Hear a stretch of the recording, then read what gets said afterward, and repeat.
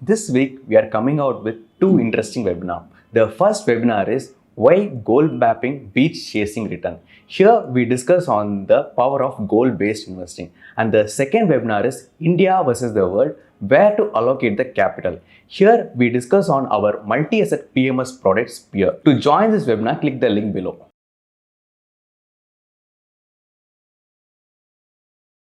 If you're someone who started investing in your 40s or your 50s, you might be feeling a little bit screwed. It might feel like you have a lot to achieve in a very short span of time, and this video is going to help you achieve all of those things in the next 10 to 15 years. So let's get started.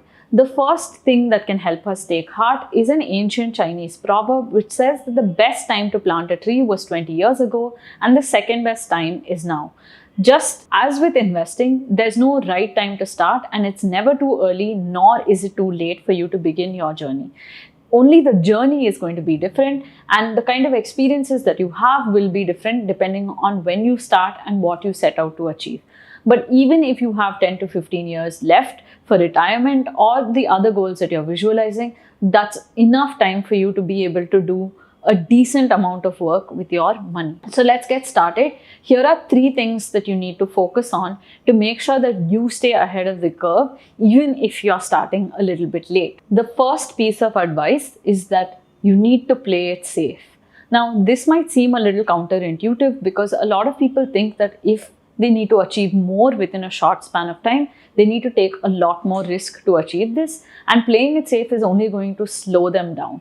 But actually, this is a crucial phase where you cannot afford to take too much risk. This means you can't afford to make investment mistakes, and you don't have time to correct investment mistakes if you make them.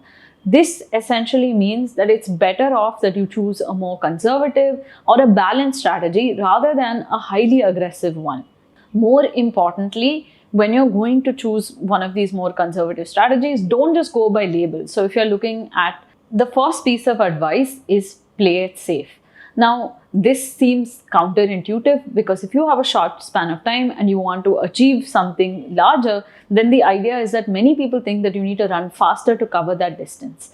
But you don't need to run faster. You actually just need to run consistently. 10 to 15 years is still a marathon. It is not a sprint. You're not trying to achieve the highest returns in 1 quarter or 1 year. You need to be able to sustain these returns over the next 15 years. And that is what is going to be the game changer.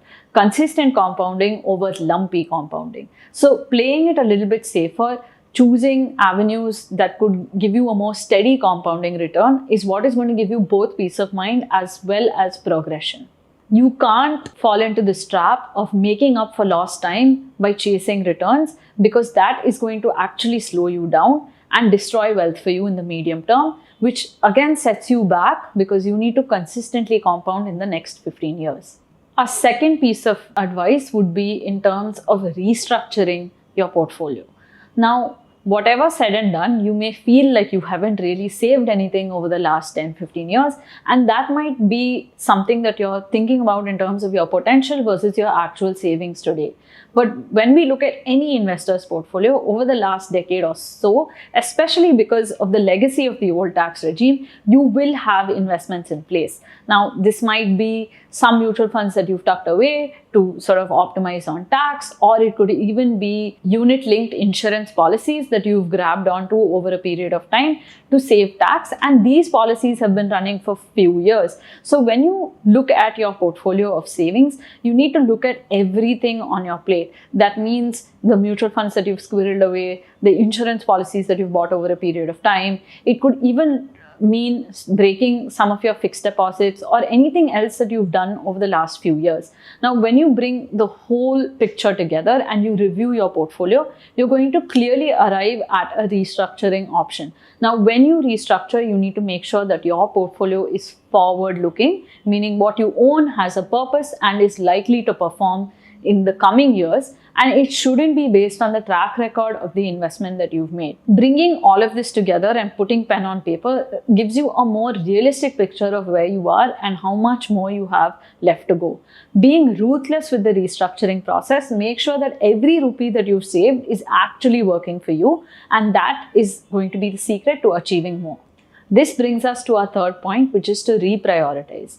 When we're looking at reprioritizing, it means taking a hard look at your lifestyle, cutting back where you really don't need to be spending money, changing some lifestyle goals that you've had, and it also looks at reprioritizing your goals. So when you're reprioritizing goals, you need to look at how important they are, how much you're going to achieve through savings, how much you're going to fund through leverage, right? So for example, if you're looking to educate your children abroad, you might want to look at a mix of investments plus loans rather than purely rely on investments. So reprioritizing will give you clarity on what you need to achieve and in what order. It also allows you to channel your aggression into savings rather than into returns. So this is a mistake that a lot of people who start late make, which is to think that returns are more important than contributions. When you scale up contributions, you're actually focusing on what is in your locus of control. When you're chasing returns, you're really looking at something that you have no power over. You need to feel more empowered in this financial journey, and channeling your aggression into the right avenues is what is going to help you achieve that. If you're a late bloomer, then you can still achieve a lot in the next decade or so. And we invite you to take part in the Ithought way to unlock your full potential. You can reach out to us on WhatsApp, clicking on the link below.